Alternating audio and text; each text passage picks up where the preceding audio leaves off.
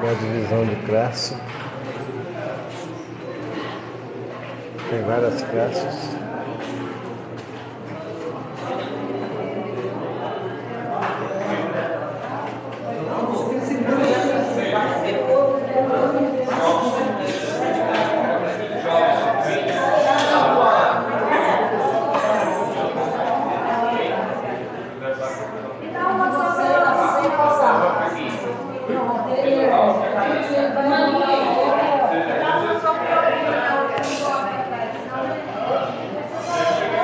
Divisão de classe agora para EVD.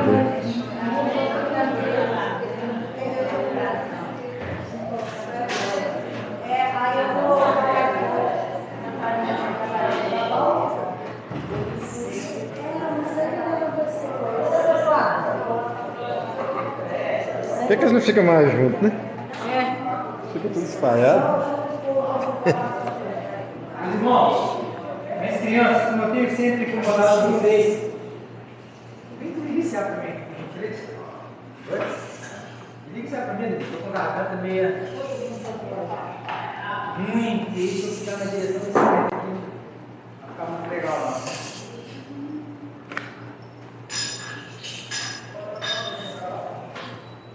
Obrigado, pessoal.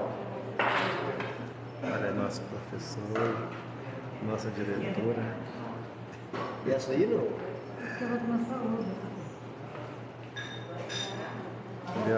Bom dia, queridos, mais uma vez. Deixa eu pedir aos irmãos, será que os irmãos podem chegar um pouquinho mais para próximo do Zé Fábio, aqui para frente? Será que os irmãos podem chegar um pouquinho para perto do Zé Fábio? Na frente? Ela pensa que o professor não morde, não.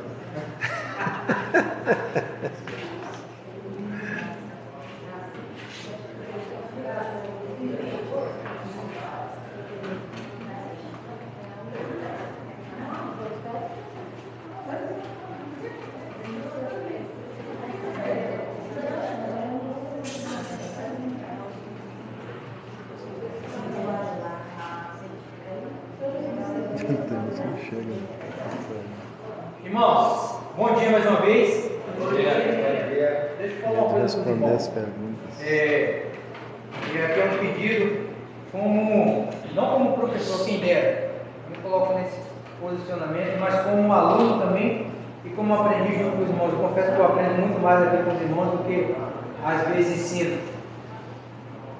Essas revistas, ela tem um conteúdo muito bom. Conteúdo muito, não sei quem já aqui teve a oportunidade de estudar o livro do Lucas, da narrativa da vida de Jesus, segundo Lucas. Muitos ensinamentos valiosíssimos, muitos desses outros para nossas vidas. Só que tem um detalhe: se eu estiver com dor de cabeça e eu colocar o remédio aqui, a dor de cabeça vai passar? Não. Se eu colocar aqui uma caixa de remédio aqui, coisa de primeiro socorro, e se eu não tomar, não fará efeito São várias classes. nenhum. Então, assim, qual o pedidozinho que eu peço para os irmãos? Até para a gente poder, agora nós vamos ter um tempo maior, para a gente poder comentar junto, porque senão ficar só aqui falando. Então, estudem a lição. Estudem a lição. É um investimento que a igreja faz com muito amor, muito carinho para o crescimento espiritual da nossa universidade, do corpo de Cristo nessa localidade. Então, assim, vamos nos esforçar para estudarmos a lição. Tire aquele dia, ligado meu irmão, tire aquele dia específico, né, para você estudar a lição, né, e tirar as suas lições, aprender e trazer para aquilo que nós possamos compartilhar junto, né, dos textos, das lições, das mensagens aqui do livro de Lucas traz para a nossa vida. Todos esses. Calma, Marcelo. Se você analisar essa lição, é totalmente diferente daquela que a gente estava estudando. Quando você fala aqui livro de Lucas, você vai estudar o livro de Lucas todo, na sua leitura diária. Se você vier aqui, você pegar a leitura diária no primeiro dia, você vai começar Lucas 1, você vai passar Lucas 1 todinho, Lucas 2 na segunda semana. Lucas 3 você vai ler o livro de Lucas todo. Ou seja, durante 3 meses, nós vamos ver o livro de Lucas aprendendo. Então, já que o Marcelo falou, então vamos. Aqui, ó. as lições, elas estão as leituras em sequências, tudo colocado a ponto. Então, as leituras, irmãos, diárias, elas nos auxiliam na compreensão e no entendimento do comentário feito pelo autor ou autores dessa revista, e vai ser na sequência. Entendi, fala mais alto. Está sem revista? De qual página está aí? Nós vamos iniciar na página 11.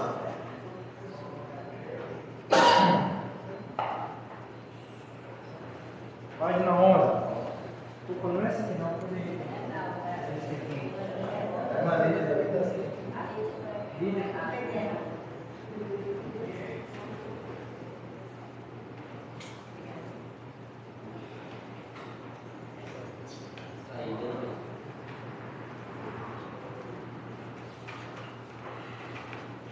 Meus irmãos, quantos aqui já leram o livro de Lucas?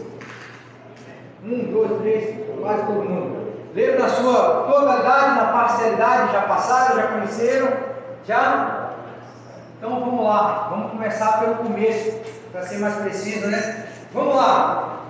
Qual era a profissão do Lucas? Médico. Qual era a profissão do Lucas? Médico. Tem certeza? Posso perguntar? Posso perguntar? Tem certeza? Sim. Muito bem, Lucas era médico. E como é que nós temos essa, ou os autores chegaram a essa conclusão? Nas narrativas dele, e só ele está, não tem nos outros evangelhos sinóticos. Os estudos falam, alguns detalhes, por exemplo, acerca de algumas enfermidades, está bem de forma detalhada, tão específica que os estudiosos acreditam que não seria possível uma pessoa leiga comum trouxesse com tantas riquezas de detalhes. Vamos lá, muito bom. Agora, Lucas escreveu quantos livros?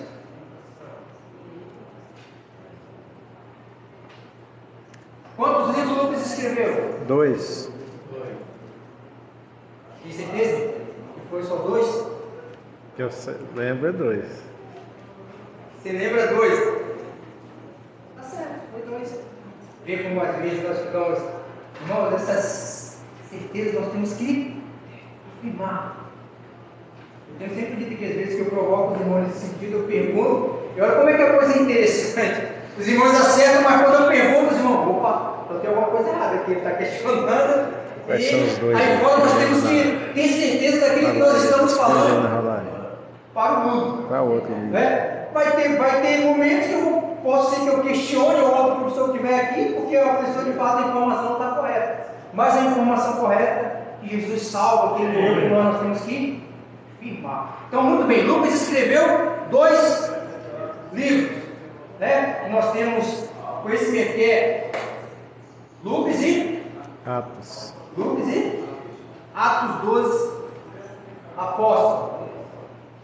No que nós vamos estudar aqui, vamos começar hoje no livro de Lucas. O livro de Lucas, ele vai contar a caminhada de Jesus ali a partir da região da Galileia até a sua crucificação, até a sua entrada triunfal ali em Jerusalém. E lá no livro de Atos, aí depois de Jesus ter ascendido ao céu, Lucas começa a contar a história da igreja. Vai trabalhar ali, vai contar a história da igreja, do povo de Deus. Então, o livro de Lucas existe o Evangelho de Lucas. O que quer dizer Evangelho?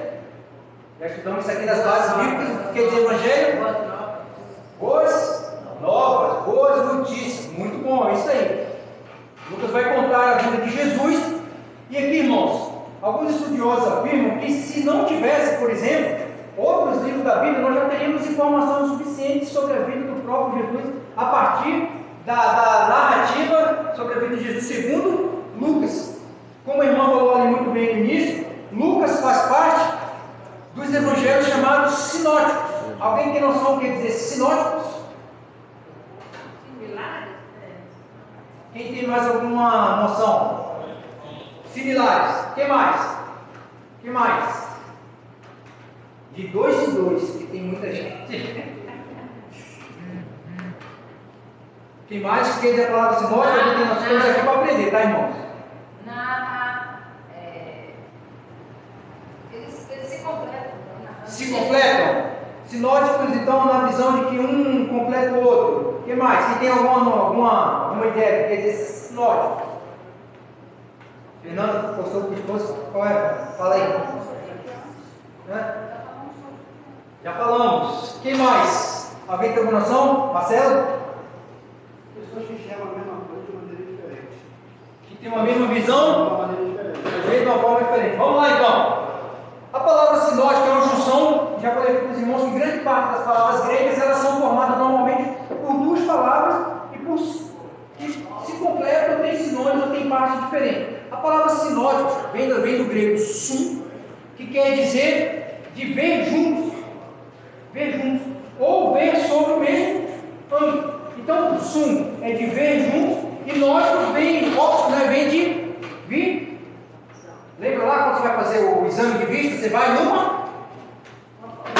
Ah não, essa aqui não, essa aqui não perdeu, nós vamos falar. Quando vocês vão numa ótica, muito bem isso aí. Então os evangelhos sinóticos denota a narrativa, embora escrita por pessoas diferentes, em tempos diferentes, foram a narrativa sobre muitas das passagens da vida de Jesus, né, de forma muitas das vezes similar, vista do mesmo ângulo. Embora nós já estudamos aqui que em algumas passagens parece que a Bíblia entra em contradição, né? Por exemplo, o texto de Marcos diz que eram dois cegos, certo? O de Lucas também, um diz que é na entrada que foi curado, o outro diz que foi na saída. Mas já os estudiosos das escavações arqueológicas afirmam que existiam duas Jericós. Então, nós não podemos afirmar, nem mesmo os próprios estudiosos, mas um pode ser que aconteceu na entrada da cidade velha, da velha Jericó, e outro na entrada da saída na entrada da nova Jericó. Então, a Bíblia não entra em contradição em forma nenhuma, tá, irmãos? E outra questão é que não podemos usar um texto para explicar.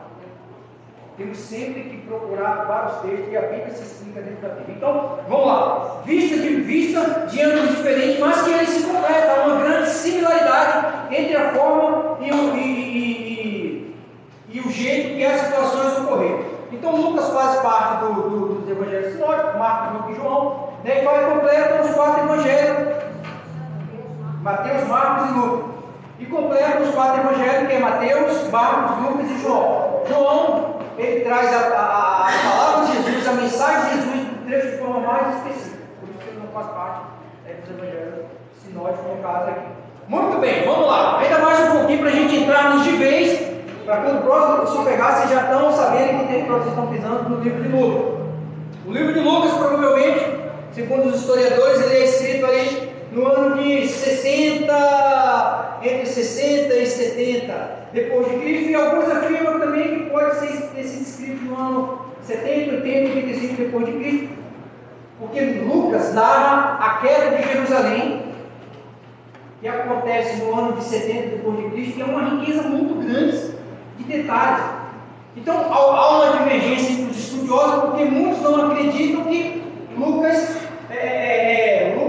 ele sempre presente de fato, ele viu a queda de Jerusalém, e muitos não acreditam que Jesus poderia ter predito ou previsto a queda de Jerusalém. Então há uma divergência entre os estudiosos nesse ponto, porque Lucas narra com detalhe a própria queda de Jerusalém, além de trazer outras histórias que não estão presentes, por exemplo, nos outros evangelhos sinóticos, como o encontro de Jesus com os discípulos do caminho de Emaús, o escárnio do próprio Herodes, né, e outros fatos que estão somente no livro de Lucas. Então os estudiosos são categóricos de afirmar que se nós tivéssemos só o livro do Lucas, nós já teríamos muita informação, grande parte da vida de Jesus. Abra sua Bíblia comigo, Lucas capítulo 1.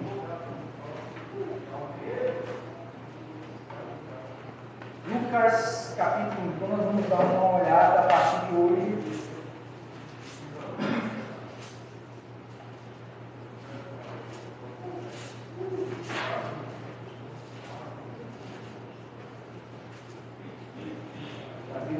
Vamos lá, vamos ver o que é fácil. Do 1 a 4. Tendo, pois, muitos empreendido pôr em ordem a narração dos fatos que entre nós se cumpriram, segundo nos transmitiram os mesmos que os presenciaram desde o princípio e foram ministros da palavra. A palavra aqui não é qualquer palavra, é a palavra de Deus. Pareceu-me, Lucas falando, também a mim conveniente descrever-os a ti, ó excelente Teófilo, por sua ordem, havendo-me já informado minuciosamente de tudo desde o princípio, para que conheças a certeza das coisas de que já estás informado. Muito bem, vamos lá. Aqui Lucas está afirmando, ele está dizendo aqui que muitos já tinham começado a escrever sobre a história do próprio Senhor Jesus, dos acontecimentos. Tem alguém aqui que tem dúvida do que está escrito no livro de Lucas? Faça um sinal bem grande aqui para a gente colocar numa classe lá só com o pastor e não sei se eles precisaram. Tem alguém aqui que tem alguma dúvida do que está escrito no livro de Lucas? Uma das regras para que os livros fossem aceitos tiveram que passar por um cano. O pastor explicou aqui que era a vara e tal, e tudo mais que ele explicou aqui. Certo? Que era uma regra de medir, né? E essa regra se tornou a base, né, dos argumentos para que os livros fossem aceitos como livros inspirados por Deus.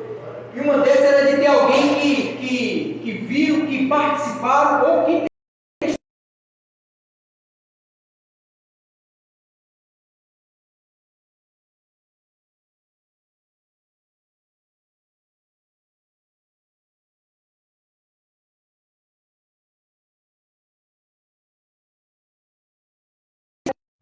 quando Paulo escreve, por exemplo, a igreja de Colossenses, aos Colossenses, ele diz o quê? Que Lucas, o amado médico, só Lucas estava com ele no momento da sua cruz. Não foi crucificação, foi? Paulo morreu? Paulo tem que ficar atento. Isso não é aqui, não é a sua. Então, só Lucas estava com ele. Escrevendo a Filemão, ele destaca entre umas 4 pessoas e Lucas estava com ele.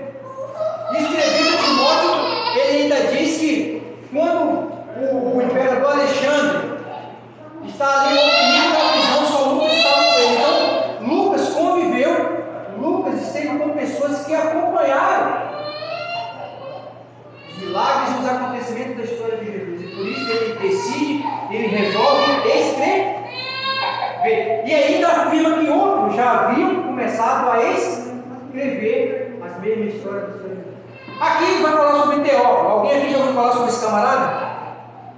Teófilo? Não? Muito bem. Algumas histórias fantasiosas, né, irmã, da Bíblia sobre Teófilo, mas não é o ponto, que nós vamos pegar. Mas uma delas diz que o próprio Lucas seria escravo desse camarada que pelo trato dele aqui, o senhor excelentíssimo Teófilo, dá a impressão que é uma pessoa de postura, de destaque. Né? Chique, né? Exatamente. Era rico, então. Um cara da sociedade, né? Isso era arrogante. Não sei se era arrogante, mas era assim, era de alguém que tinha uma postura de status na sociedade. Quando nós vamos, por exemplo, um fórum, lá tem um juiz, tem um advogado e tem um promotor. Quando você vai até o juiz, o que é que o juiz fala? Se você chegar para falar assim, ó, você vai levar um esporro. Ele vai pedir para você falar o quê? Excelentíssimo Juiz. Senhor juiz. Quando você vai estar na presença dos advogados, você tem que falar doutor. Então a ideia aqui é que Teófilo era alguém que tinha um status na sociedade. Isso é uma história fantasiosa. Alguém diz aqui, né, não tem comprovância, nem diz tudo bem na Bíblia, né, por isso nós podemos explicar como está aqui. Mas o que nós aprendemos quando nós estudamos essa parte da teologia sistemática, diz que era costume da época as pessoas honrarem aqueles que patrocinavam o estudo. E, segundo algumas tradições, dizem que Teófilo era alguém importante na sociedade, que viu no Lucas a capacidade dele e o patrocinou os seus estudos. Alguém diz que foi numa faculdade de medicina em Tarso.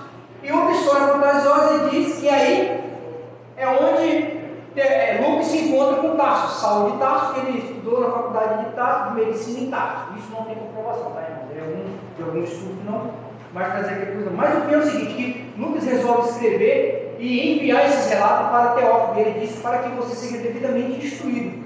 Então Lucas escreve pensando também na instrução desse cidadão. Aqui diz, nós vamos ler na revista também, que diz que Lucas, qual era a nacionalidade de Lucas? Alguém aqui se arrisca? Antioquia Isso, Antioquia da Síria. Então, se for verdade, Lucas, então torna-se o único autor que não era judeu. Não era judeu, era um gentil. Ainda há um estudo, alguns afirmam que Lucas era um judeu, mas era um judeu convencido da antiga dispensação. E ele veio de lá enquanto convertido na igreja de Antioquia. Era um judeu convertido da dispensação da primeira igreja de Antioquia. Né? Então, para todos os efeitos, que ninguém afirma quem foi que escreveu Hebreus, embora alguns atribuam o escrito a Paulo, se Paulo não escreveu Hebreus, então Lucas acaba se tornando o maior escritor do Novo Testamento, porque escreve Atos, que tem quantos capítulos? Essa não pode errar. Quantos? 28 capítulos. Atos. E Lucas tem? 23. Não, essa eu vou deixar vocês olharem na Bíblia. Essa eu não vou falar. Lucas tem quanto? 24. Se Paulo não escreveu, se nós não podemos afirmar que Paulo escreveu Hebreu, então Lucas acaba se tornando o maior escritor da Bíblia. São 28 capítulos em Atos e 24 capítulos no Evangelho de Lucas. Ok? Os irmãos já têm bastante informação para ruminar durante a semana inteira aí. E agora daqui em diante, quando falar Lucas, vai passar um filme, irmão Lafontaine, na cabeça dos irmãos. Opa, já sei onde Lucas era, porque ele escreveu, faz parte dos evangelhos sinóticos e tudo mais, o patrocinador e por aí vai. Amém? Alguma dúvida até aqui? Alguém quer falar alguma coisa? 1 minuto. Alguém quer falar alguma coisa? Não? Benção. Vamos lá então, vamos prosseguir. Vamos lá para a introdução aí. O nosso textual, o texto de hoje, o texto forte está em Lucas 2, versículo 52. Diz o seguinte, mantenha sua Bíblia. Exatamente. E crescia Jesus em sabedoria, em estatura e em graça para com Deus e para com os. Nas cortinas da história, vamos lá, vamos abrir as cortinas aí, vamos abrir essas cortinas da história desse povo para Jesus entrar, vamos lá. Abramos as cortinas da história para Jesus, o Filho de Deus, que veio ao mundo como Deus encarnado. Tem alguém aqui que tem dúvida que Jesus veio na forma de homem? Eu não tenho dúvida não, a minha dúvida é o seguinte: se até hoje existe a encarnação, sabendo que Deus encarnou nele. A encarnação aqui, ele é o próprio Deus. Deus deixa sua glória, ele esvazia de si mesmo e encarna na pessoa do próprio Jesus Cristo. Jesus Cristo, ele é 100% homem e ele é 100% Deus. Nós acreditamos, isso é dogma para nós. E se alguém duvida dessa forma, e se alguém pensa diferente, irmãos, está à beira de uma tremenda heresia. Nós precisamos tomar cuidado com essa questão.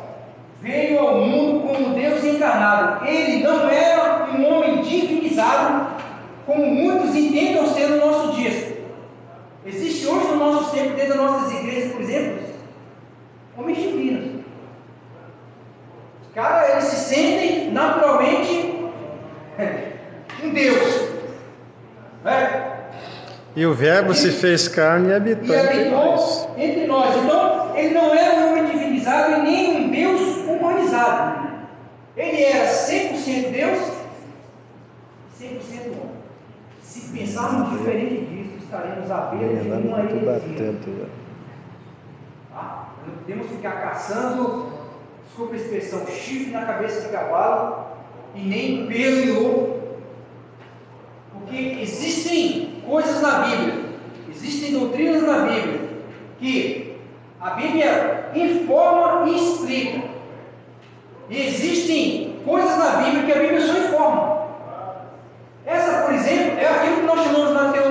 sistemática de mistério. Coisa que nós não vamos conseguir compreender, não. Por mais que tivesse mais detalhes sobre essa questão, sobre essa doutrina do Jesus 100% homem e 100% Deus, nós, com o nosso entendimento, nós não conseguiríamos chegar a um raciocínio. Fala, irmão.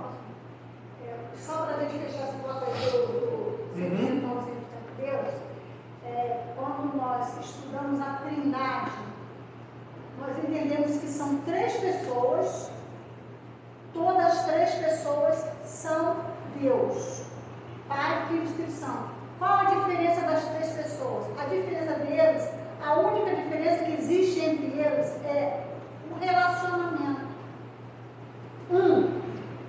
Deus é o Pai, Criador, Jesus é o Salvador e o Espírito Santo é o Consolador. Então, cada um tem uma função, mas os 3 estão na mesma pessoa. É 3 em 1, sendo que a diferença que existe entre eles a diferença está apenas nos relacionamentos. Com relação ao resto, é tudo a mesma coisa. Os 3 são Deus. Existe apenas um Deus. Deus Pai, Deus Filho e Deus Espírito Santo. Eu entendo isso aí como Deus se revelando de 3 Fundamento formas. de Jesus, né? Relacionamento. Fundamento Deus de é Jesus, Deus. né? Amar o próximo, né? Mas é fato. Eu entendo isso aí como uma pessoa, não é uma pessoa, é o próprio Deus, Todo-Poderoso, se revelando de 3 formas. Eu não tenho dificuldade nenhuma para entender isso. Ele se revelou no deserto, no Antigo Testamento, como... Muda a forma de atuação. É isso, se revelando de 3 formas. É muito possível. O Espírito vai na questão de convencer o homem no ensinamento da palavra, como está falando ali, e aí o Espírito Santo se encarrega de testificar aquilo dentro de nós, ou seja, a convenção dentro do nosso coração, fazer entender que aquilo de fato é real. O único ser. No Antigo Testamento era juiz, criador e juiz. Como Jesus Salvador, como o Espírito Santo, Consolador. Não tem dúvida para mim. 100% não. Bom, nós podemos discordar dessa que são dogmas para Jesus justifica o homem.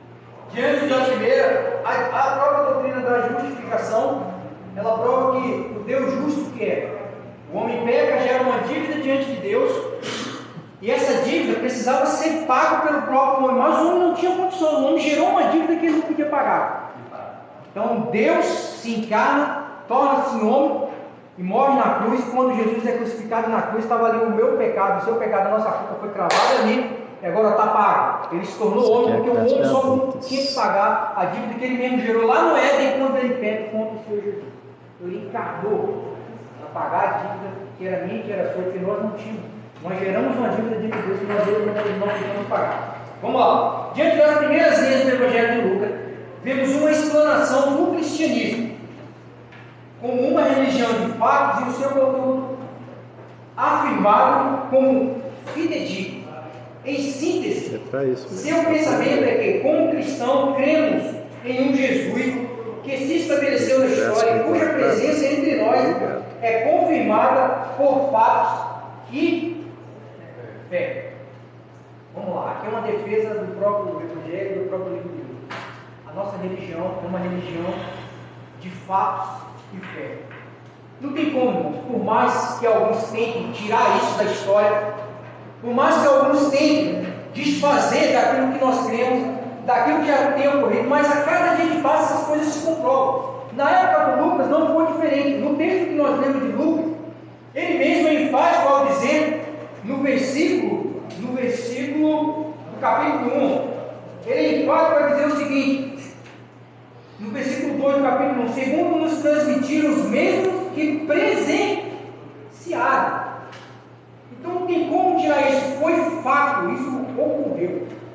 Por isso que o cristianismo, do qual nós acreditamos e servimos a Deus e fazemos parte, é uma religião de fatos fidedignos e de fatos fiéis, que não dá brecha para termos dúvida. E depois dos fatos fidedignos, alguém disse que contra fatos não existe argumento. Contra os fatos não existe argumento. E depois, além dos fatos, é uma religião de fé. Quando eu não consigo entender, quando o meu raciocínio não vai mais, eu simplesmente faço o quê? Acredito. A fé é o firme fundamento Das coisas que não se vê e a prova daquelas. Nós temos visto pessoas aí ficarem loucos, ficarem malucas, ficarem até se desviarem, se tornarem ateus, saírem da igreja. Porque eles chegam a um certo ponto que as respostas, eles querem as respostas humanas, eles querem explicação para tudo. Já tem uma música que diz que ninguém explica. Explica Deus, né? Então o que acontece é o seguinte: se nós chegarmos a um ponto de querer questionar, Deuteronômio 29 diz que as coisas encobertas são para Deus, não adianta, vai ter coisas, irmãos, que nós, como eu falei, existem coisas na Bíblia que são semelhantes a uma linha férrea de trem.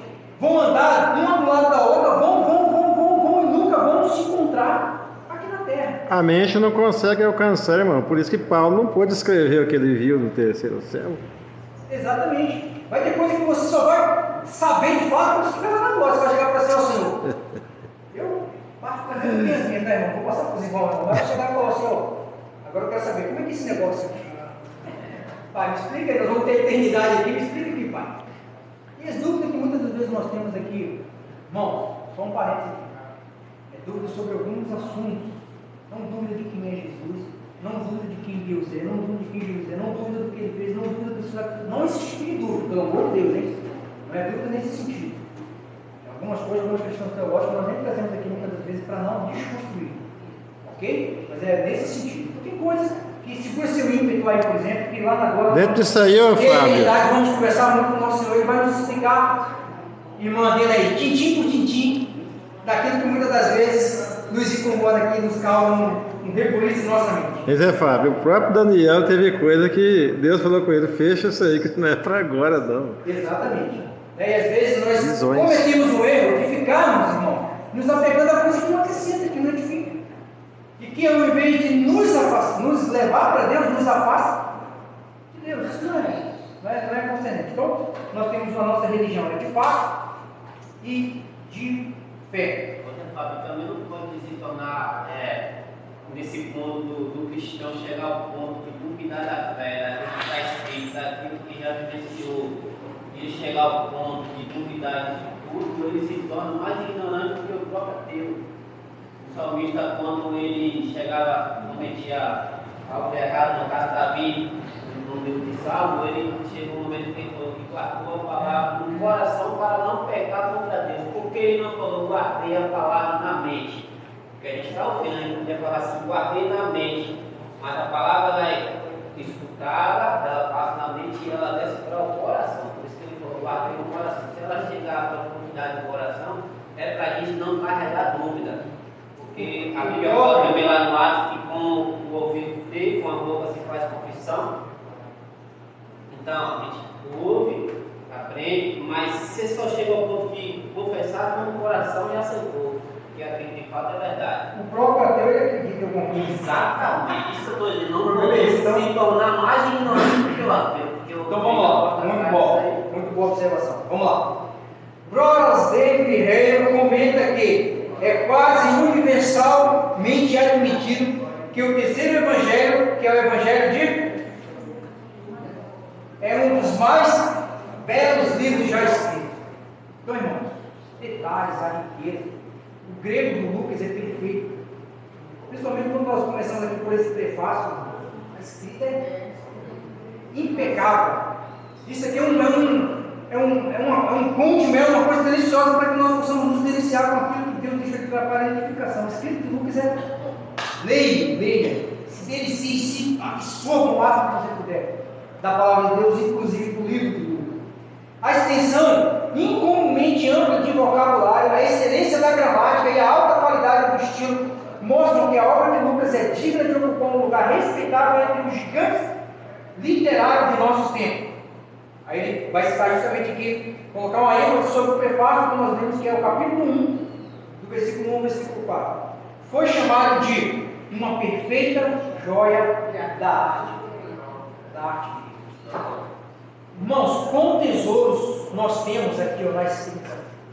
Como nós jogamos fora? Como nós dispensamos? E eu fico pensando, sabe, que se alguém passar ali e encontrar um diamante, ele vai pisar o pé. Ou se for uma nota de 50, vai pisar, vai chapar ali, vai baixar olhando para um lado, olhando para o outro, se ninguém ver, para ninguém olhar para dizer que é dele, né? Aí vai levantar de chamado, vai. Isso aqui vale mais que dinheiro, vale mais que ouro, vale mais que tudo. Tanto que o salmista, como o irmão falou aqui, falou que escondi a tua palavra no meu. E nós temos que guardar aqui. Temos que ler e guardar aqui. Isso aqui é muito mais precioso do que ouro e do que joias. E nós deixamos lá, às vezes, empoeirando, estragando. Às vezes, só levamos para passear. Opa, 7h30, vamos para a igreja, vamos levar a Bíblia para passear. Na igreja, Outros usam como uma hora e amuleto. meia de culto, as equipes estão tudo projetadas ali. Opa, agora vamos para casa. Mas em casa fica arquivado, né? Tem uns que usam como amuleto, em cima da estante aberta Ou do então, Salmo né? 91. Salmo 91. Aquele trem já está roxo, amarelo, areia. Não dá nem mais para tirar mais as traças, mas está lá perto do Salmo 91. Aquilo que eu falei. Esperando os milagres pularem da Bíblia, sem nenhum devido conhecer, mas está no Salmo 91. É um tremendo amuletão. Né? Não pode ser assim.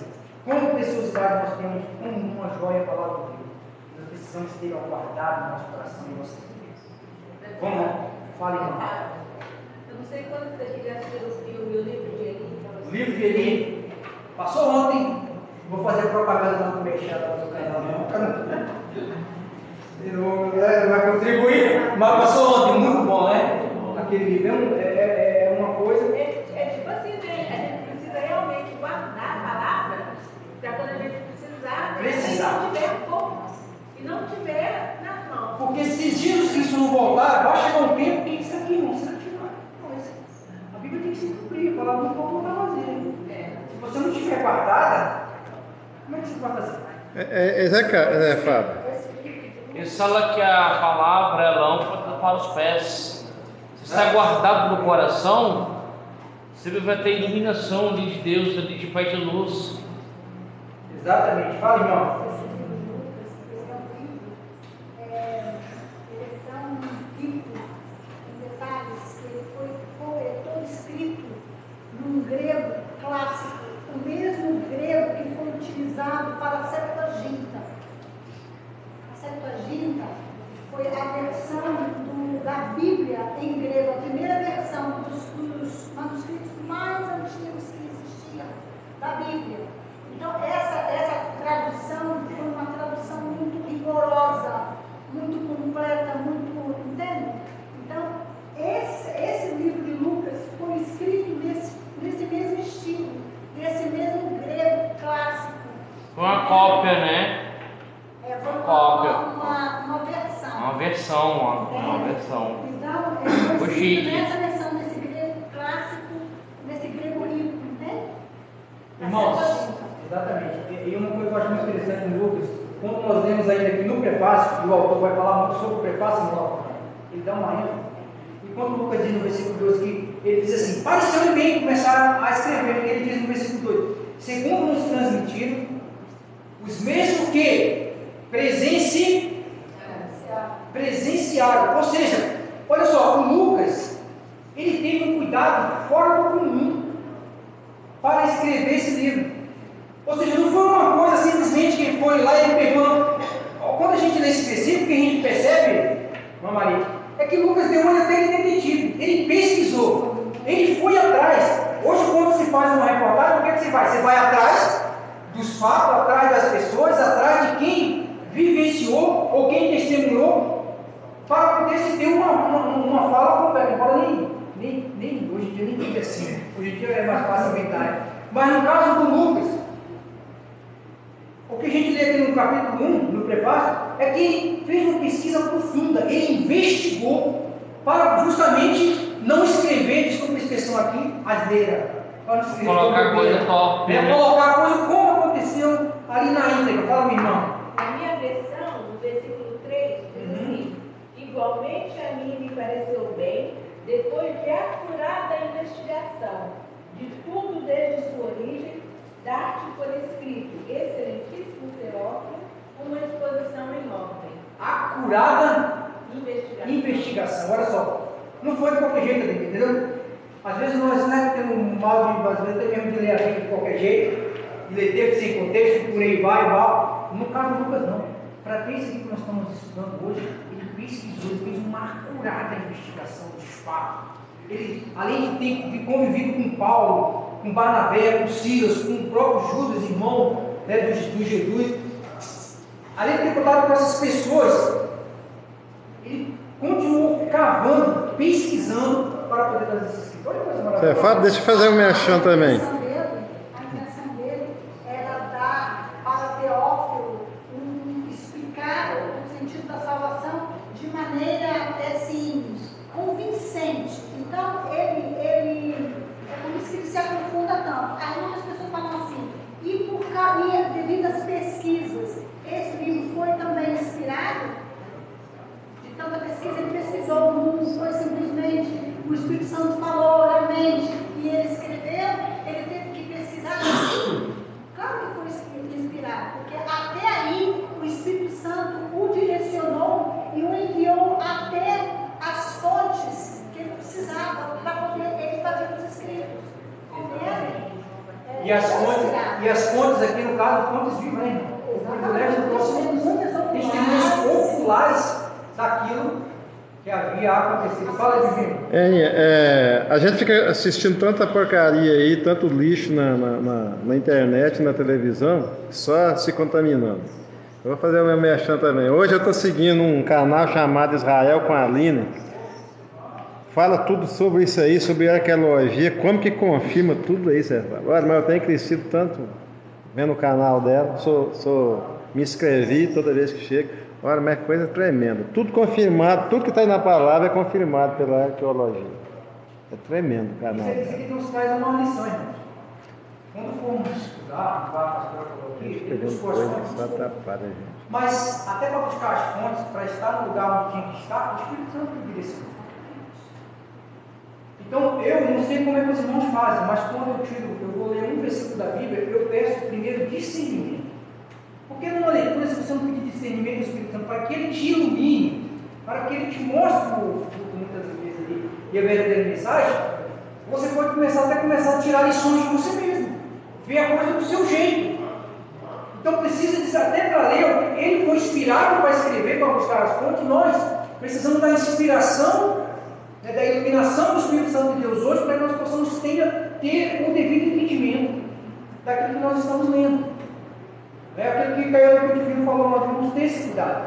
Não é simplesmente como a gente vê muitas vezes, nós vemos pregadores que vai trazer uma mensagem daqui no púlpito e chega na igreja 10 minutos, o cara está bem assim, ó, quase rasgando as portas da Bíblia.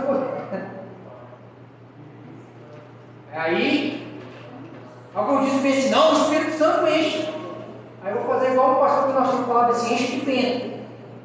Você abrir a boca e enche de vento. Se você não está preparado, se você não buscou o entendimento, se você não buscou examinar a palavra, a Bíblia diz, João 5,39, examine as escrituras, porque buscais ter nelas vida eterna. Eu cheguei à conclusão que estar cheio do Espírito Santo é cheio da palavra, gente. É conhecimento da palavra.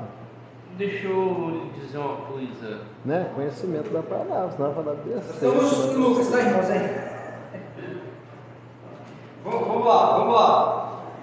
Não, ponto lá. Não, para a gente acabar a introdução. Não economizamos adjetivos, ou seja, qualidades ou características, para valorizar essa obra como sendo uma referência da própria literatura mundial. Ou seja, os textos de Lucas, irmãos, ele tem um destaque no mundo.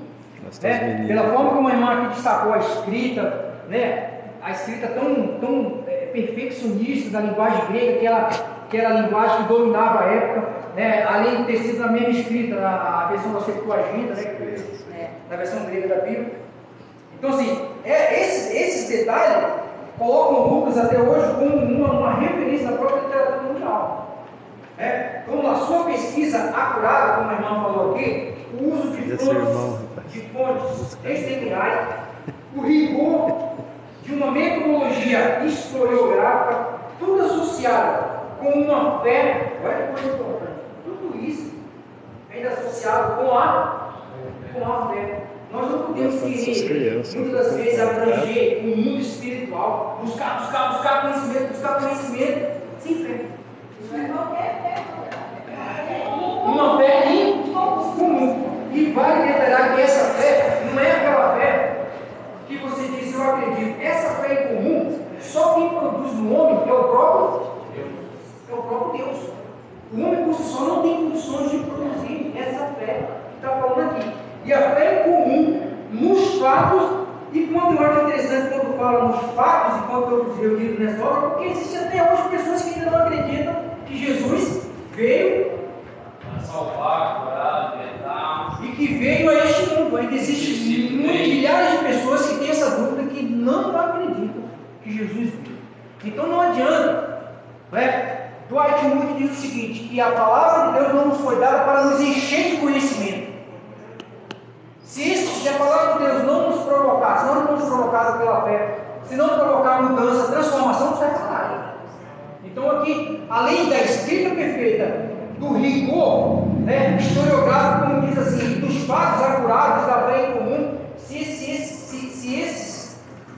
esses argumentos, irmão, não estiverem presentes na minha e na sua vida hoje, com certeza que nem a própria Bíblia fará efeito em nós. Não fará efeito em nós. Então, examinar a Bíblia, ler a Bíblia 1 milhão de vezes, mas não acreditar de fato no que aqui está escrito, será uma tremenda e total perda de tempo. Como você falou aí, ó, a pessoa lê a Bíblia, não crê que está escrito. Se não crê que não está escrito, é um ateu que não crê em Deus, em Jesus, no Espírito Santo de Deus. É uma pessoa sem fé, sem luz, pessoa vazia. Verdade. Aí que vai entrar o Espírito Santo de Deus para dar o ensinamento. Muito bem. Tudo associado com uma fé em comum nos fatos e conteúdos reunidos nessa obra fazem desse trabalho uma composição que se admite ser de dupla origem, humana e divina. Ou seja, nós já estudamos aqui sobre a questão da inspiração. Quem escreveu a Bíblia? Homens, divinamente inspirado pelo Espírito Santo de Deus. Ah, Zé Pablo, por que Deus não escreveu? Porque não quis. Deus quisesse ter escrito, simplesmente colocaria lá, como escreveu a primeira versão das tábuas de Moisés, mas não quis. Deus usou homens em contextos históricos diferentes, com qualidades e características diferentes. Por exemplo, usou um Lucas para escrever, inspirou um Lucas para escrever, mas usou um Pedro que era pescador, indouto, em contexto diferente. E sabe por que numa época diferente? Sabe o que é mais maravilhoso no estudo? É que tantos anos a Bíblia escrita, nada entra em contradição. Mesmo tendo sido escrito por homens diferentes, em épocas diferentes, a Bíblia ela concorda do início ao fim, porque ela é a inspiração de Deus, ela é a palavra de Deus, ela é o próprio Deus.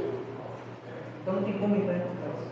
Então, a Bíblia é escrita por homem, inspirada por Deus, então ela é a obra, como ele fala aqui desta questão do livro de Lucas, humana e divina. Fala com Deus colocou um poder tão grande na vida de Lucas, né, com riqueza de pecados, se não fosse assim, ele não teria sido assim colocado, né, como não teria passado porque ele não era judeu, ele era assim. Pela vara de medir. Isso aí, beleza. Muito bem, não teria passado pela vara de medir, pelo campo. Não era. Inclusive, nós temos depois, irmãos, por exemplo, na questão do Evangelho, vários evangelhos têm depois. Evangelho de Nicodemos, Evangelho de Judas, tantos evangelhos, mas foram considerados puros, falsos. Não passaram por esse crime, por essa vara de medir, tanto que eles não estão escritos na Bíblia. Porque não foram aceitos. Muitos deles, são muitos nesse sentido. Então, é isso aí, a riqueza do detalhe, a inspiração divina, ser útil. Esse livro tivesse avaliação, sendo considerado uma obra não apenas, não só humana, mas também divina, vinda do próprio Deus para a nossa vida. Vamos lá, senão mesmo que vamos lá. Ponto 2, falando sobre Lucas. Vamos lá. Sabemos que Lucas era sírio, falamos isso aqui no início, né? Sírio de nascimento, provavelmente da cidade de Antioquia, né? Vamos lá. Isso. Mantinha uma caminhada estreita com o apóstolo Paulo até o seu. Então, vamos lá. Esses textos de Colossenses 4,14, Filemão 24 e 2 Timóteo 4,11, nós estamos falando disso, são passagens que demonstram acontecimentos na vida do próprio Paulo em que Lucas estava. Uma delas, por exemplo, é a questão Paulo foi preso, né? Paulo teve que utilizar do conhecimento dele, de ter nascido em Roma, para ele não ser preso. Na realidade, Paulo acabou sendo preso, né? E morreu na prisão.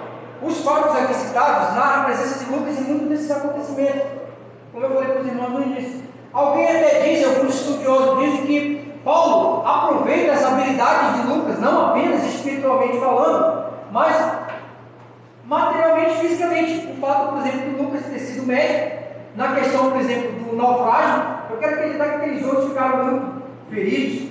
Ou na própria questão de alguns apedrejamentos que o próprio Paulo sofre, né? E Lucas auxiliou muito a ter essa questão física da medicina, né? Então, quer dizer, mostra aqui que Lucas tinha conhecimento dos fatos, andou com Paulo. Então, quer dizer, só comprovando a veracidade do conhecimento e dos fatos que Lucas escreve no seu livro. Ou seja, convivendo com pessoas que estiveram, né, ali, além da visão ótica, conviveram particularmente e testemunharam pessoalmente os acontecimentos que foram narrados aqui por Lucas. Então, Paulo, nesses textos aqui de Colossenses, Filemão e Timóteo, ele vem falar de momentos que ele vive e que Lucas está ali próximo. Em Colossenses, ele chama Lucas de médico amado.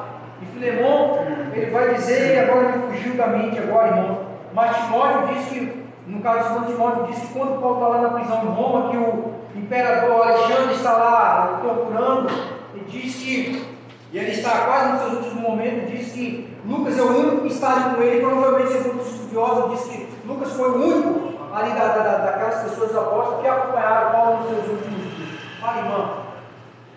Fala, não? Então vamos seguir. Como o evangelho que leva o seu nome, Lucas também produziu uma obra monumental da história do cristianismo chamada de Atos dos Apóstolos. Fala Atos 1 e 1 e 2. No evangelho que leva o seu nome, Lucas narra a missão de Jesus saindo da Galileia e chegando até Jerusalém. Já no livro de Atos dos Apóstolos, a igreja segue a sua missão, saindo de Jerusalém, indo até aos confins da terra. Olha que coisa interessante, narra ali a história de Jesus saindo da Galileia, daquela região, né? Muitos milagres ali, até a cruz, até Jerusalém, entrada triunfal, e depois narra a história da igreja no seu surgimento, a descida do Espírito Santo, e até os confins da terra, que segundo alguns estudiosos naquela época ali, era até o Estreito de Gibraltar nos dias de hoje. Era até onde a navegação local daquela época aí, né? Hoje é muito grande ali, né? Mas vamos lá.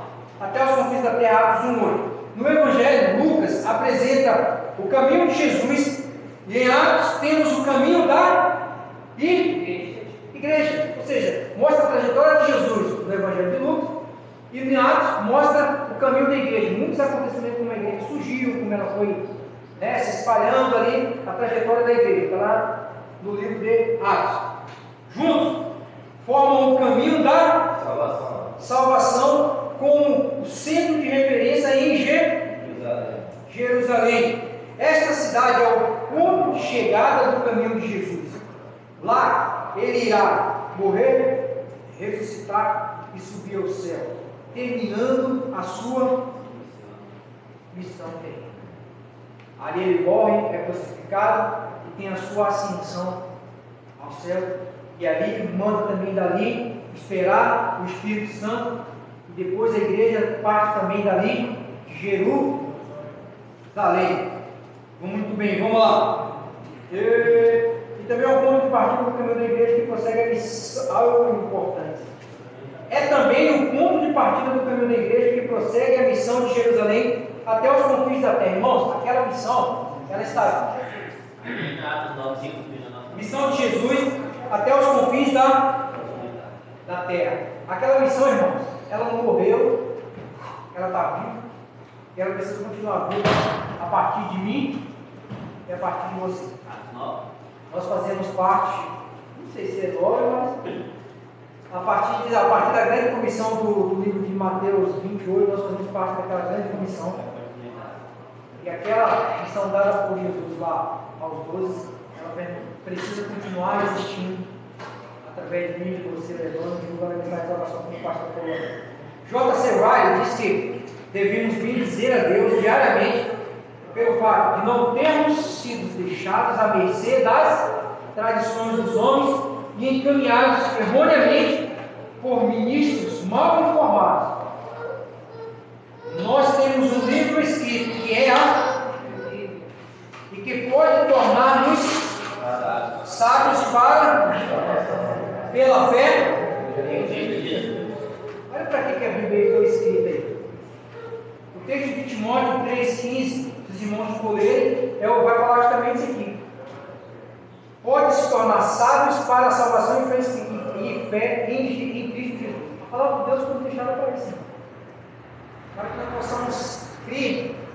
E o livro de Lucas, quando ele fala bem assim lá no capítulo 1 que nós lemos, para que conheças a certeza das coisas que já estás informado. Quando Lucas faz questão de dizer isso para Teófilo, para que ele tenha certeza dos fatos, daquilo que já havia sido acontecido. Ele está ali testificando, testemunhando para Teófilo através da sua escrita, para que não houvesse dúvida a respeito do que Jesus fez, da caminhada e da trajetória de Jesus. O texto de Timóteo, Paulo escreveu de Timóteo, diz que a palavra, que a Bíblia foi deixada para nos tornar sábios, para a salvação pela fé em Cristo Jesus. Nós lemos e acreditamos que Ele é o Filho de Deus e que Ele morreu, e isso nos cadencia através da graça, por meio da fé, a salvação em Cristo Jesus. Ela foi deixada para que nós possamos crer que Ele é Filho de Deus e que Ele morreu na cruz por mim e por você.